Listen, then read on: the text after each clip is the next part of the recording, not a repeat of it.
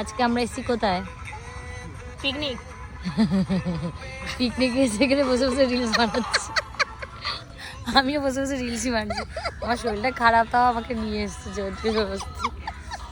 তারপর বলছে তোর চুলটা খুব বাজে লাগছে, আলোতে ভিডিও বানাস না। আমার বাজে লাগছে চুলে কালার নতুন একটা ইচ্ছা হলো, হাইলাইট গুলো ঢেকে একটু গ্লোবাল করে দেখাবো। ওটার কিছু ফটো ভিডিও আছে, দেখাবো। পরশু দিন করেছি, বাড়ি ফিরে রাতের বেলা কি জ্বর। তো যাই হোক, ওটা পরের কথা। আমাকে ভালো লাগছে কিনা কমেন্টে জানাবেন সবাই। আর আমার দিদি এখানে রিলস বানাতে ব্যস্ত আছে। এই যে এটা আমার জিজু। হাজবেন্ড ওয়াইফ মিলে কি চাইছো তোমরা? আমরা এই জীবনটাকে সার্থক করতে চাইছি, কিন্তু ব্যর্থ হয়ে যাচ্ছি। কোনো রকম ভাবে এগিয়ে টেনে টুনে করার চেষ্টা করছি, কিন্তু জিনিসটা আমি বুঝতে পারছি যে অন্য রকম দিকে চলে যাচ্ছে। সেটা কিরকম?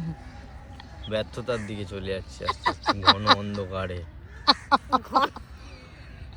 আসলে ফেসবুক প্রেম তো, এরকম ঝড় বিদ্যুৎ বাদলের সম্মুখীন হতে হবে, এটা আমার আশা করা ছিল না। এই যে তোমার কথার মধ্যে যেমনি ও রিলস বানাতে শুরু করে দিয়েছে, রিলস বানাচ্ছে, দেখাই যাচ্ছে না কিছু ফোনে।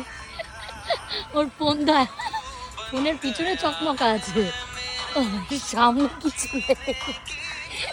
ফোনটা বাঁকা মাছ। আর ওই যে নিজের মেয়ে, ওই যে ওইখানে কোন মাথায় খেলছে, ঠিক আছে?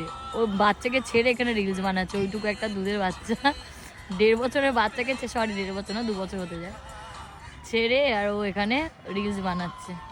বিচারা হাতে একটা কি কাপ নিয়ে ঘুরে বেড়াচ্ছে। তো গাইস, আমাকে সবাই জানাবেন যে আমার হেয়ারটা কেমন লাগলো। আর আমার জিজু বক্তব্যটাও মাথায় রাখবেন যে ফেসবুক প্রেমে নাকি এরকম জীবন স্বার্থ, তা যেটা চায় সেটা হয় না। আমার দিদি ফেসবুক প্রেম, ফেসবুক বিয়ে, বাচ্চারা শুধু অরিজিনাল, ফেসবুকের নয়।